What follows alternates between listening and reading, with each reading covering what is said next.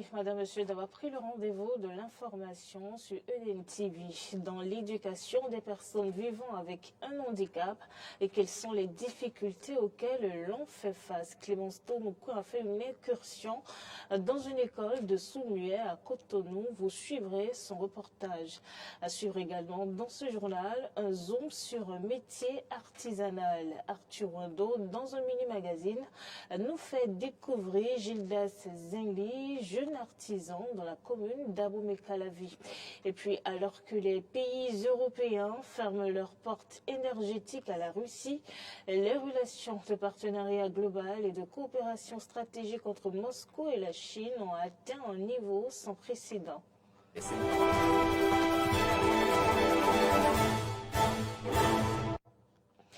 Le président de l'Assemblée nationale, Louis Vlavonou, était mercredi dernier sur le chantier de construction du nouveau siège du Parlement béninois. L'objectif principal était d'aller constater de visu le taux d'exécution des travaux à quelques jours de la finition des grosses œuvres. On fait le point avec Presse Martiale à Goliago. Le nouveau site de construction de l'Assemblée nationale évolue-t-il comme cela se doit? Les travaux de construction sont à l'heure actuelle à quel niveau sur le chantier? Le président de l'Assemblée nationale, Louis Vlavonou, est allé mercredi 18 octobre 2023 sur le chantier pour constater de visu ce qui se fait. Au terme de la visite guidée et d'explications bien fournies, une séance de travail a eu lieu à la salle de conférence de la China State Construction Energy Corporation, l'entreprise à charge de l'exécution du projet.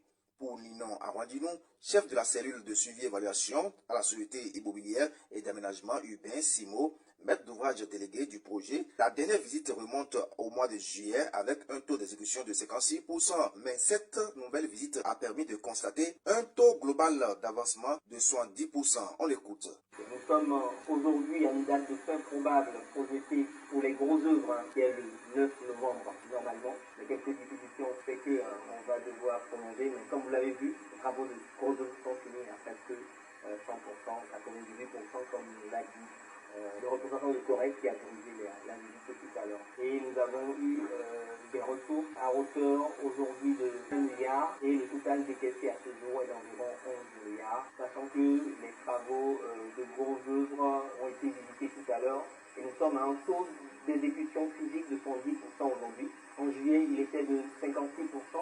Donc on a quand même eu une progression très importante entre les 3 derniers mois et le taux d'exécution financier est d'environ 69%. La première autorité de l'institution parlementaire se dit très rassurée de l'avancement des travaux. Mais Louis Vlavonou n'a pas manqué d'exhorter le maître d'ouvrage à redoubler d'ardeur afin que les députés de la 9e législature puissent véritablement intégrer le nouveau bâtiment au plus tard 2025. Entre ma première visite où on était encore au sous-sol, la première visite, la découverte du chantier. Et aujourd'hui, j'ai pu dire que j'ai été agréablement surpris de l'évolution de ces travaux. Il était question que la 8e législature intègre l'hémicycle, qu'on abandonne tout au moins, qu'on finisse l'hémicycle, afin que la 8e législature qui a traité du dossier siège de l'Assemblée nationale en construction à la Belge lagunaire, pour avoir travaillé sur, disons, les dessous de table qui a eu lieu à ce niveau, que cette 8e puisse intégrer l'hémicycle dernière session, ce qui n'a pas été fait. Bref, aujourd'hui, nous sommes encore à la croisée des chemins, si je le dis, parce qu'il ne faudrait pas que la nouvelle législature ne puisse pas intégrer ce bâtiment. Il faut se concentrer sur l'hémicycle. Et que, quel que soit le retard, la session d'octobre 2025 doit pouvoir s'ouvrir là. Cet appel n'est donc pas tombé dans les oreilles de sourds, puisque Alain Alédaon, représentant du directeur général de la CIMO SA, a rassuré de leur engagement à relever ce défi. Nous avons pris l'engagement de vous rendre cet ouvrage fonctionnel avant la fin de la 9e législature. C'était Prince Martial Agoliabo depuis Porte-Nouveau. L'édition 2023 des Journées Port Ouvert connaît son épilogue aujourd'hui. La cérémonie qui a consacré l'ouverture officielle de ces journées a été présidée par le ministre du Cadre de vie et des Transports, chargé du développement durable. Clémence Tonoukouin a suivi cette cérémonie d'ouverture, a suivi son compte rendu. Faire connaître au public le port de Cotonou, maillon essentiel de l'économie béninoise, c'est l'objectif de ces journées port ouvert. C'est donc parti pour 2 jours d'événements et d'expositions médiatiques en présence de la communauté portuaire du Bénin et de la sous-région. C'est pas parce qu'il y a un grand mur qui ferme le port que c'est un port fermé. C'est en fait un port pour le public, ça sert le public et on veut montrer à l'intérieur qu'est-ce qui se passe dans le port. Le port qu'on voit aujourd'hui, ça ne va pas être le port de demain et c'est plus le port d'hier. Hier, on avait les anciens wharfs, les anciennes structures. On est en train de complètement transformer le port et on veut montrer le port en pleine transformation. Et dans quelques-uns, on va refaire l'événement et vous allez voir un port qui est complètement transformé sur l'aspect des infrastructures, organisation, informatique et aussi main-d'œuvre. Alors il y a tellement de projets qu'on voit en physique et des projets plutôt digitalisés et aussi sociaux qui sont en marche et en cours. Et c'est bien de voir en fait aujourd'hui et de regarder dans quelques années les résultats qu'on a trouvés en fait. Puisqu'il s'agit de présenter le port dans toutes ses composantes, nous nous sommes intéressés au port sec de Parakou avec comme préoccupation à quand le démarrage des activités dans ce port. À la question, voici la réponse du représentant de PIC International chargé de la gestion de ce port. C'est bientôt fini le démarrage. Nous sommes dans les dernières phases là pour le montage des équipements de manutention. Donc il y a des équipements de manutention légers, mais il y en a qui sont un peu lourds, des stackers qui savent manipuler les conteneurs. Donc tout est en place, les techniciens arrivent demain et pour pouvoir finaliser le montage. Et après ça, on commence les activités. D'ici le mois de novembre, normalement, d'ici fin novembre, on doit pouvoir démarrer.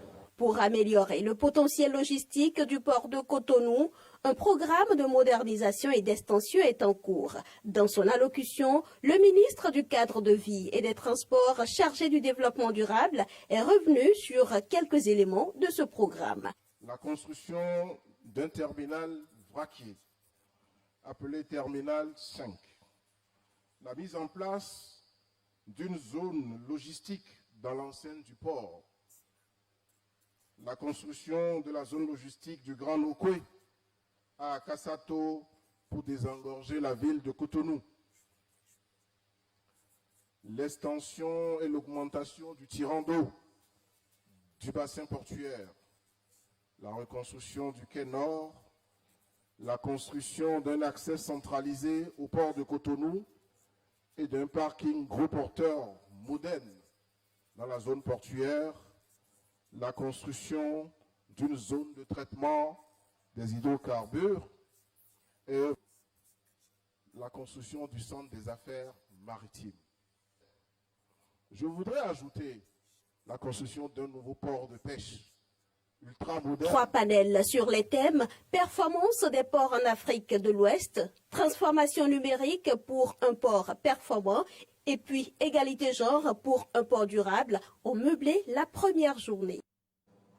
Intéressons-nous à présent à l'éducation scolaire des personnes vivant avec un handicap au Bénin. Le Bénin fait des efforts assez remarquables dans ce domaine.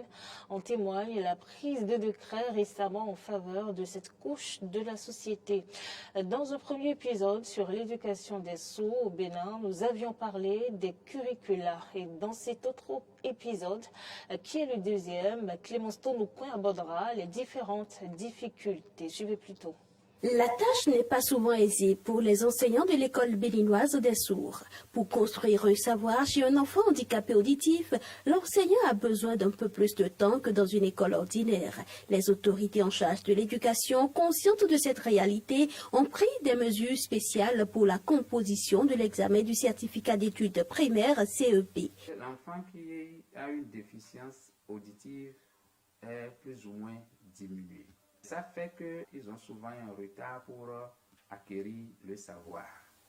Cette déficience nous empêche à nous, enseignants, d'évoluer dans le programme comme nos collègues qui sont dans les écoles ordinaires. Puisque là où eux, ils font 1 heure pour passer un message, pour faire construire le savoir à l'enfant, il nous faut 1 heure plus 20 minutes minimum pour atteindre le même niveau. Les autorités ont bien compris cet aspect, et ce qui les a amenés quand même à ajouter ces 20 minutes chaque fois aux épreuves que nous composons à l'examen du CEP par exemple. Initialement implantée au quartier Vedoko dans le 10e arrondissement de la ville de Cotonou, l'école a plutôt ouvert ses portes cette année scolaire au quartier Akogbato en raison des travaux de réfection en cours sur le site de Vedoko. Ce déplacement est un autre problème pour l'école.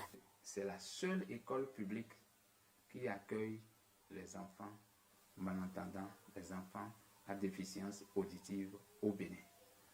Ce qui fait que les enfants qui nous viennent quittent très loin pour accéder au savoir.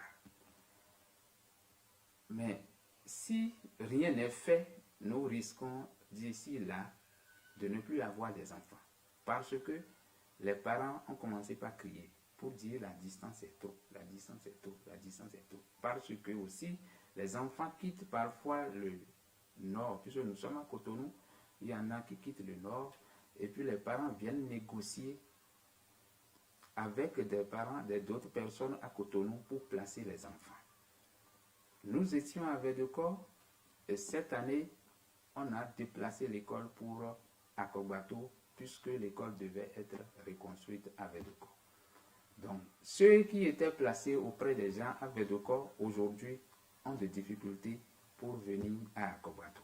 Reconnaissant envers le chef de l'État pour tous les efforts consentis pour le mieux-être des personnes handicapées, le directeur Bienvenu Komaklo fait quelques doléances. En temps, nous avons demandé, et nous continuons par demander aux autorités de nous aider à avoir un internat dans l'école, pour que ceux-là qui viennent de très loin puissent être hébergés là et aller facilement à l'école. Et nous souhaitons aussi que l'État puisse continuer par nous appuyer. Et nous souhaitons que l'État pense réellement à professionnaliser cette école, puisque nous avons de grands enfants aussi et qui sont aptes à faire des petits métiers. Puisqu'il y en a qui n'arrivent pas à évoluer correctement. Si nous prenons simplement l'académie, il y en a qui ont des difficultés, mais qui sont aptes à faire des travaux manuels. Si le ministère, notre ministère de tutelle, peut installer de petits ateliers dans l'école, je crois que ça peut aider ces enfants-là à avoir une orientation digne du nom. À la rentrée scolaire 2023-2024, les apprenants de cette école ont reçu la visite de la ministre des Affaires sociales et de la microfinance. Au cours de cette descente sur le terrain, la ministre Véronique Toigny-Fondé a rassuré des efforts entrepris pour concrétiser les décisions du gouvernement en matière d'éducation des personnes handicapées auditives. Zoom sur le métier de l'artisanat. Gildas Zeli, menuisier de base à Roubaix-Calavi, a ajouté une corde à son arc depuis quelques années. Bien que non salarié, il arrive quand même à joindre les deux bouts. Arthur Wando nous emmène à la découverte de ce jeune artisan suivant. Taille moyenne, teint noir bronzé, Gildas Zeli, à l'état civil, est un jeune menuisier spécialiste de la confection des baby-foot. Je suis spécialité de baby-foot. Baby-foot, c'est un jeu qu'on peut commencer par fabriquer par le bois. C'est-à-dire, il faut d'abord faire la menuiserie, après la peinture et la soudure, ainsi de suite. Donc c'est un travail qu'on fait beaucoup de choses à la fois. Exerçant ce métier depuis environ une dizaine d'années, si Gildas Zeli a voulu faire de cette spécialité son gagne-pain, c'est bien pour cette raison. J'ai voulu me spécialiser dans ça parce qu'il y a beaucoup de la menuiserie, des menuisiers qui font de même travail pratique. Donc moi, je vois qu'avec ce métier, je peux s'en sortir bien, je peux nourrir ma famille et ça peut me donner un peu de l'argent. C'est pourquoi j'ai choisi métier, voilà. Le travail nourrit l'homme, ce jeune artisan en est la preuve palpable. C'est grâce à ce métier que moi je nourris ma famille, c'est bien ça, c'est grâce à ça que j'ai construit ma maison, j'ai des enfants, j'ai ma femme, donc je nourris bien ma petite famille avec ce métier, donc c'est pas mal. Ça me donne ce que je veux Inch'Allah, ça va quand même, ça va. Le diplôme, oui, mais à côté, Gildas Zenli propose beaucoup mieux à la jeunesse béninoise. Je veux dire à la jeunesse béninoise que de ne pas seulement attendre les diplômes ou bien de ne pas attendre seulement dire qu'ils vont trouver de l'emploi chez quelqu'un. Il faut d'abord, après les études, après les diplômes, eux-mêmes, ils n'ont qu'à savoir faire quelque chose avec leurs propres mains. Et déjà, même s'ils n'ont pas trouvé le boulot avec leur diplôme, avec ça, ils peuvent déjà gagner quelque chose. Donc, je vais dire à la jeunesse béninoise de commencer à chercher à créer leur propre activité. C'est-à-dire l'entrepreneuriat est bon plus que tout. C'est bien vrai qu'avec les diplômes, on peut trouver mieux que ça, mais il faut d'abord commencer par quelque chose. Donc, voilà. L'amour et le travail bien fait sont les deux seules choses réelles dans nos vies, dira Marlene Moroué. L'heure de la prise de conscience de la jeunesse béninoise a donc sonné. En dehors du Bénin, la Chine représente aujourd'hui le principal partenaire énergétique de Moscou. Les Européens lui ayant quasiment entièrement fermé son marché de gaz. Le président Vladimir Poutine s'est félicité jeudi au cours du 5e forum énergétique d'un niveau sans précédent de coopération énergétique entre la Russie et la Chine. Ce jeudi à Pékin, le 5e forum énergétique russe-chinois a commencé. Un événement qui se tient chaque année depuis 2018 sous l'égide des commissions gouvernementales des deux pays et avec le soutien des sociétés russes et chinoises Rosneft et CNPC. Cette année, le forum réunit plus de 100 organisations des deux pays spécialisées dans le domaine énergétique et assurant près de 45% du commerce entre la Russie et la Chine. Igor Sechin, président de Rosneft, a pris la parole lors de la cérémonie d'ouverture du forum. Il a présenté le bilan de la coopération sur le plan énergétique. À l'issue des 8 premiers mois de 2023, la Russie est devenue le principal fournisseur de pétrole de la Chine, devançant l'Arabie Saoudite. Cette année, plus de 75 millions de tonnes de pétrole russe ont déjà été livrées en Chine, soit une hausse de 25% par rapport à l'année dernière. La coopération russo-chinoise dans le domaine du gaz se développe de manière dynamique. Cette année, les exportations de gaz russe vers la Chine constituent un nouveau maximum historique. Plus de 30 milliards de mètres cubes de gaz seront livrés. De nouvelles opportunités dans le domaine du transport du gaz naturel russe vers la Chine, notamment à travers le territoire de la Mongolie, sont en discussion. Selon les résultats de l'année dernière, la Chine est également devenue le plus grand acheteur de charbon russe. Les livraisons ont augmenté d'un quart et s'élèvent à 67 millions de tonnes. La coopération dans le domaine nucléaire se développe, dont le fleuron est la centrale nucléaire de Tianwan, l'un des plus grands projets de coopération énergétique entre nos pays. Mais les discussions du forum n'ont pas seulement porté sur les questions énergétiques. L'interaction économique en général des deux pays était aussi à l'ordre du jour.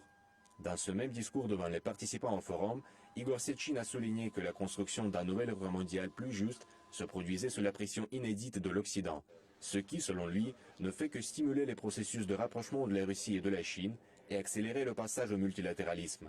Les échanges commerciaux en monnaie nationale sont un exemple de cette évolution.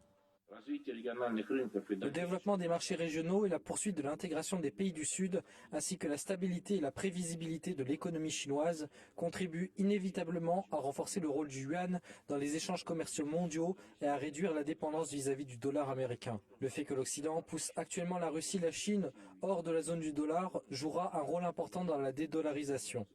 La Russie produit 12% du volume mondial d'hydrocarbures liquides, la part de la Chine dans leur consommation mondiale est de 14%. Le flux réciproque significatif de marchandises, ainsi que les flux de marchandises de pays tiers et les opportunités de crédit bail, ont permis à nos pays de passer rapidement aux transactions en monnaie nationale. En conséquence, leur part dans les transactions russo-chinoises est actuellement de 90%. Il importe de continuer à renforcer l'utilisation du yuan et du rouble, à la fois bilatéralement et dans les transactions avec des pays tiers. Moscou et Pékin se sont entendus sur l'augmentation des investissements des sociétés chinoises dans les infrastructures du complexe russe de combustible et d'énergie. La 20e séance de la commission intergouvernementale dédiée à ce sujet est prévue avant la fin de cette année.